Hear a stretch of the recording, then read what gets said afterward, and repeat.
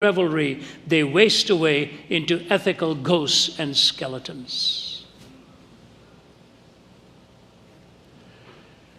How much more graphic can intellectual, solid thinkers get than that? Intellectually uncapped and morally unzippered. We are wasting away into ethical ghosts and skeletons.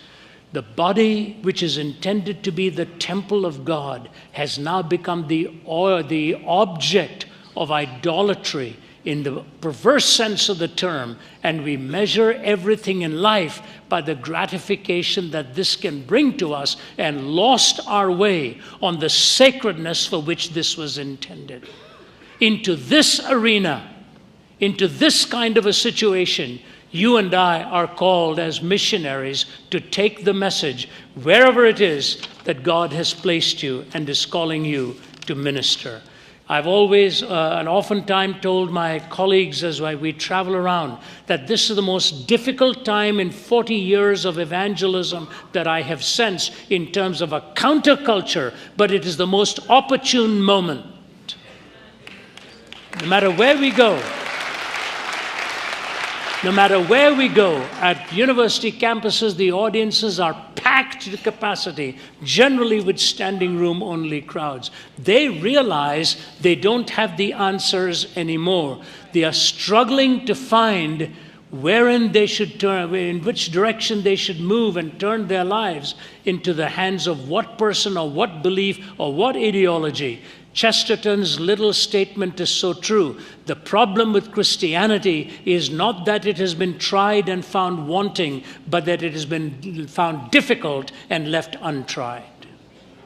If you take the gospel message, it is so unique, contrast it with any other worldview. No worldview even comes close. Let me take just two simple truths from the gospel that stand gigantically over all the others. If you were to talk to a Hindu or a Muslim or a Buddhist, they will all have one thing in common, that the pathway to nirvana or the pathway to moksha, which is release, is through your own effort to build your righteousness up. For the Hindu, it is karma, the karmic law has to work out. If you ask any Muslim, how do you attain paradise? His answer, if he is an honest Muslim and a truthful Muslim, will say to you, your good deeds will have to outweigh your bad deeds, and your deeds will be made on that final judgment day. By goodness, you will have to outweigh all of the badness in your life. And you ask a Christian, how do you know you're going to go to heaven? And the answer is very simple. It is by the grace and the mercy of God, not by any righteousness of my own. What a difference, stark difference. And then the centerpiece of the cross in our message. Some years ago, I was talking to, doing a forum with a leading Shiite cleric in Syria, Sheikh Hussein. We had an audience and we agreed to the terms. I would ask him one question, he would answer it. He would ask me one question, I would answer. He's a real gentleman, very courteous, very cordial, and so I agreed to dialogue. And then as there was an interpreter between us, he would always address me as professor, very respectful, and I would call him Sheikh Hussein. And then finally, as we were coming to an end, he leaned over and said through the interpreter, please tell the professor, I have come to one conclusion after this dialogue. It is about time that we Muslims stop asking if Jesus died on the cross and start asking why.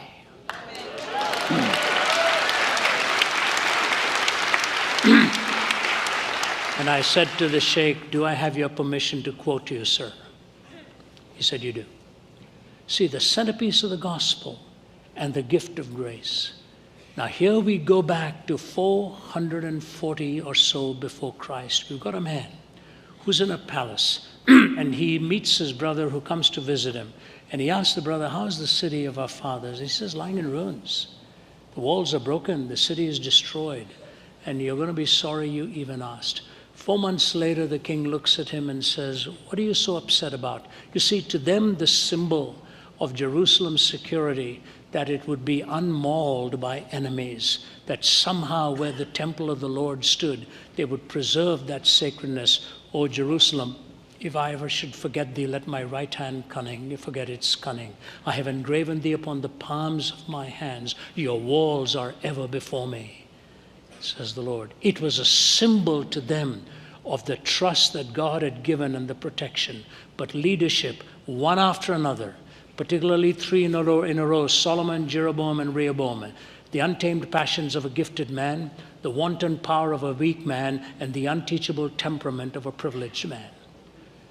Untamed passions of a gifted person, wanton power of a weak person, and the unteachable temperament of a privileged person. The leaders led them astray one after another. On almost any movement in culture and country, when you see a city in moral decay, look towards the leadership and see what kind of leadership have we had. What has brought us to this point where we no longer can differentiate between right and wrong? So he sees those walls as a symbol of the ravaging that had taken place and the plundering that had taken place with it gone. How does he deal with it? The first thing is he realizes he has a responsibility. He wants to play a role. He believed he could have a part. And I always think of these words of Richard Sumi's book, Nehemiah, God's Builder. And he quotes Richard Ellsworth Day in this comment. It would be no surprise if a study of secret causes were undertaken to find that every golden era in human history proceeds from the devotion and righteous passion of some single individual. This does not set aside the sovereignty of God. It simply indicates the instrument through which he uniformly works. There are really no bona fide mass movements. It may look that way. At the center of the column, there is always a person who knows his or her God and knows where God is going. At the center of the column is a person. Like Ezekiel, he looked for a person to stand in the gap. Here, he's looking for a builder of walls. And I say to you, the biggest mistake we often make in life, in the task to which God has called us, is to assume that we really can't do very much, that we can't do it. You know, God has used children. God has used little ones to look into the eyes of the parent and ask a question and turn the life of that parent around. He has used ordinary people. I think it was Charles Wesley who was led to Christ by the maid in the household. This is the great writer of hymns and the great writer of music. If I'm not mistaken, I think that's the way it actually happened with Charles Wesley. What I'm saying to you is, don't underestimate what God can do through you. Don't underestimate that. It's not because who you are, but because of how he has wired you and how you are not replicable. What is it Charles Wesley said? God buries his workmen, but his work goes on. That work goes on through you and through me. When Billy Graham was asked by a press reporter, I've heard many preachers better than you, Mr. Graham. Why has God chosen you to be the evangelist to the world? With his shy, retiring smile, Dr. Graham said, when I get to heaven, that is going to be my first question. When I get to heaven, that is going to be my first question. Who would have ever thought an ordinary man like that? An ordinary man like that. When he was a younger man preaching, Tory Johnson, one of the founders of Youth for Christ, tells the story that he'd been invited to speak at a high school and he couldn't go, so he called Billy Graham and said, will you go for me? And Billy said, okay. So he phoned the school and said, I can't come, but I'm sending a young evangelist by the name of Billy Graham. They said, we don't know who he is. We don't want him. If you're not coming, we're going to cancel. And Tory Johnson said, please have him. You will not regret it. They said, no, we don't know him. Tory said, have him. So they had him.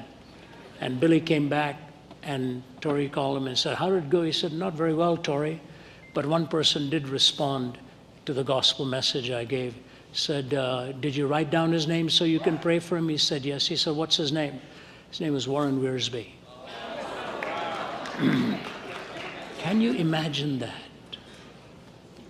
Can you imagine that? An ordinary person who was not known, goes and preaches as a replacement, and the hosts are not too delighted about having him. And one man by the name of Warren Wiersbe gives his life to the Lord, who later on became the pastor at Moody Church and one of the great expositors in recent memory. Don't underestimate what God can do through you. The last chapter is not written